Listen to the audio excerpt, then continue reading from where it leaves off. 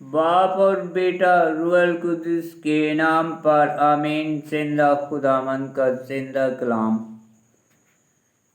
अरमिया नबी की किताब उसका 4 बाब।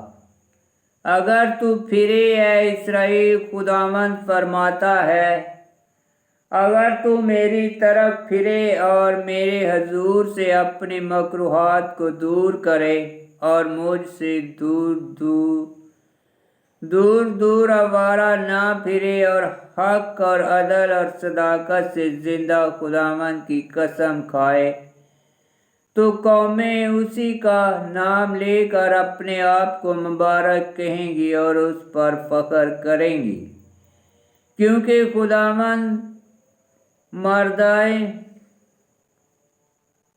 मर्दान यहूदा और बशिंदगान यरूशलेम से यूं फरमाता है, तुम अपने लिए अफ्तादा जमीन पर हल चलाओ और कांटों के दरमियान मत बोवो। खुदावंद के लिए अपना खतना करो, हाँ अपने दिल का खतना करो ऐ मर्दाने यहूदा और बशिंदगाने यरूशलेम। ऐसा ना हो कि मेरा गजब आग की तरह निकले और जला दे और तुम्हारे कामों की बदी के बायस कोई उसका बुझाने वाला ना हो। यूरिश की धमकी।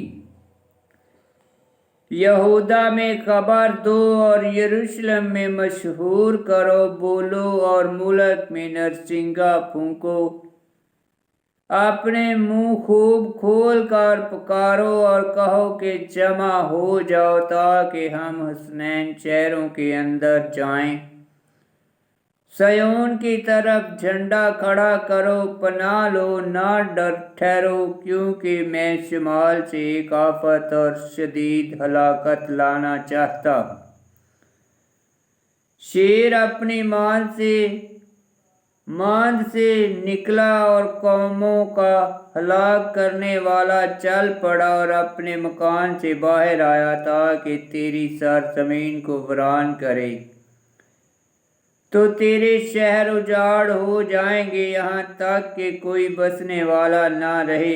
इसलिए तुम अपनी कमर पर टाट बांधो,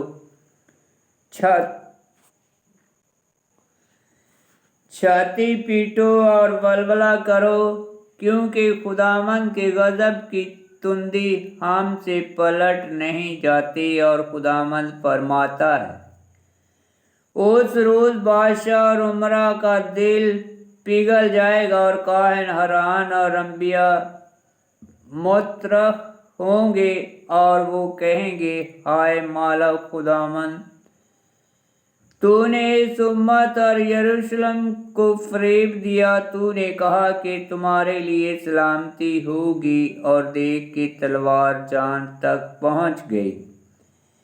उस वक़्त इस उम्मत और यरूशलेम से कहा जाएगा कि बियाबान की बुलंदियों पर से एक गर्म हवा मेरी उम्मत की बेटी की राह की तरफ आएगी, फटकने के लिए नहीं और साफ करने के लिए नहीं।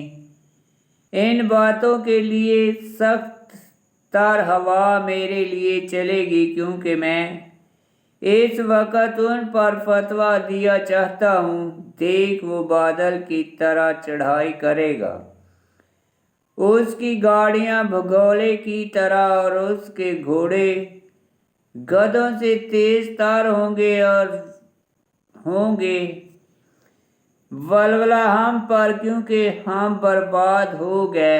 ऐ यरूशलेम, अपने दिल को शरारत से पाक कर ताकि तू रिहाई पाए। तेरे बद ख्यालात कब तक तेरे अंदर रहेंगे?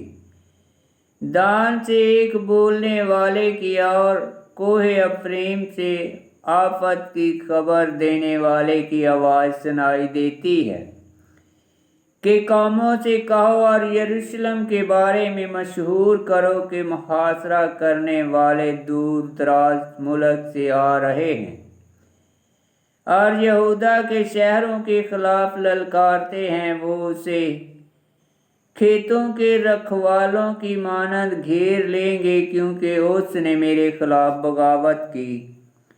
یوں خداوند کا فرمان ہے، تیری روش اور تیرے اعمال تجھ پر یہ لائے، یہ تیری ہی شرارت کا نتیجہ ہے۔ یقیناً وہ تلخ ہے، یقیناً وہ تیرے دل تک پہنچ گئے۔ ہائے میرا باطن، ہائے میرا باطن، مجھے گویا درد سا لگے۔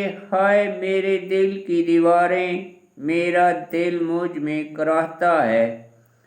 میں چپ نہ رہوں گا، کیونکہ میں نے نرسنگے کی آواز اور لڑائی کی للکار سن لی ہے۔ ہلاکت پر ہلاکت کی پکار ہے، کیونکہ تمام زمین برباد ہو گئی۔ میرے خیمے ناگہاں اور میرے پردے پل بھر میں برباد ہو گئے۔ میں کب تک جھنڈا دیکھوں گا اور نرسنگے کی آواز سنوں گا؟ یقیناً میری امت نادان ہے، وہ مجھے نہیں پہچانتی۔ وہ بے وقوف فرزند ہیں، جنہیں فہم نہیں، وہ شرارت کرنے کے لیے عقل مند ہیں، جبکہ نیکی کے واسطے نہیں۔ تمیز نہیں۔ میں نے زمین کی طرف نظر کی تو دیکھ وہ ویران اور سنسان ہے، اور آسمان کی طرف بھی، لیکن اس کا نور غائب تھا۔ میں نے پہاڑوں کی طرف نظر کی تو دیکھ وہ کانپ رہے ہیں اور تمام ٹیلے لرزاں ہیں۔ میں نے نظر کی تو دیکھ کوئی انسان نہیں ہے، اور ہوا کے سب پرندے اڑ گئے۔ میں نے نظر کی تو دیکھ زرخیز سرزمین بیابان ہو گئی،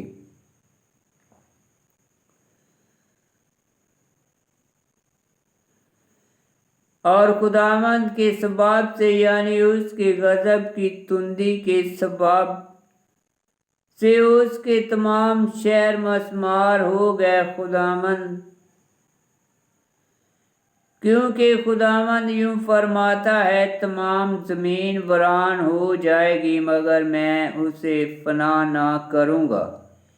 اس سبب سے زمین تاریک ہو جائے گی اور اوپر آسمان سیاہ ہو جائے گا، کیونکہ میں نے یہ کہا اور ارادہ کیا، اور نہ پچھتاؤں گا اور نہ پھروں گا۔ سواروں اور تیر اندازوں کی للکار کے سامنے سے تمام شہر بھاگ جاتے اور جنگلوں میں چھپ جاتے اور چٹانوں پر چڑھ جاتے ہیں۔ تمام شہر چھوڑے جاتے ہیں، یہاں تک کہ ان میں کوئی بسنے والا نہیں رہا۔ اور تو اے ویران کی ہوئی، تو کیا کرے گی؟ اگرچہ تو قرمزی لباس پہنے، اگرچہ تو سونے کے زیورات سے آراستہ ہو، اور اگرچہ تو اپنی آنکھوں میں سرما لگائے، تو بے فائدہ اپنے آپ کو خوبصورت بنائے گی۔ تیرے عاشق تجھے حقیر جانیں گے اور تیری جان کے خواہ ہوں گے۔ میں نے ایک آواز سنی، یعنی اس عورت کی سی جسے درد سا ہو، اس کی سی جس کا پہلا بچہ پیدا ہو۔ صیون کی بیٹی کی آواز کہ وہ ہانپتی ہے اور اپنے ہاتھ پھیلاتی ہے، افسوس مجھ پر، کیونکہ مقتولوں کے باعث سے میری جان نے غش کھایا۔ آمین۔ پاک کلام کا پڑھا اور سنا جانا باعث برکت ہو۔ خداوند تیرا شکر ہو۔ آمین۔